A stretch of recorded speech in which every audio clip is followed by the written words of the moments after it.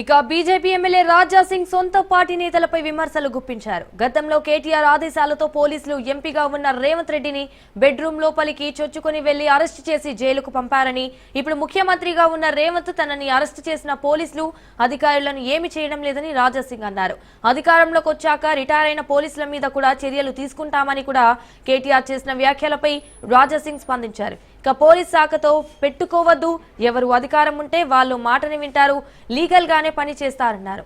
ఈ సందర్భంగా మరోసారి సొంత పార్టీ నాయకులపై విమర్శలు గుప్పించారు.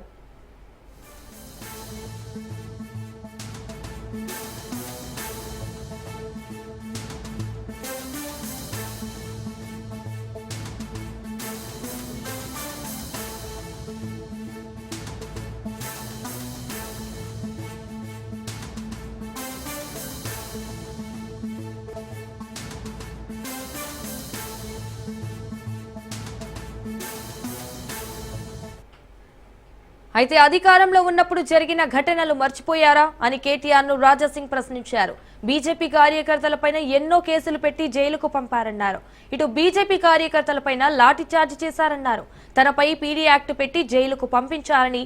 షాకింగ్ విషయం ఏంటంటే తనపై పీడీ యాక్ట్ పెట్టి జైలుకు పంపించే సమయంలో బీజేపీ నేతలు పోలీసులకి సపోర్ట్ గానే ఉన్నారన్నారు రాజా సింగ్.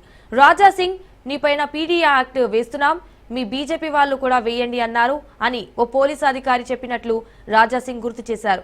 చాలా మంది బీజేపీ నాయకులు ఎప్పుడు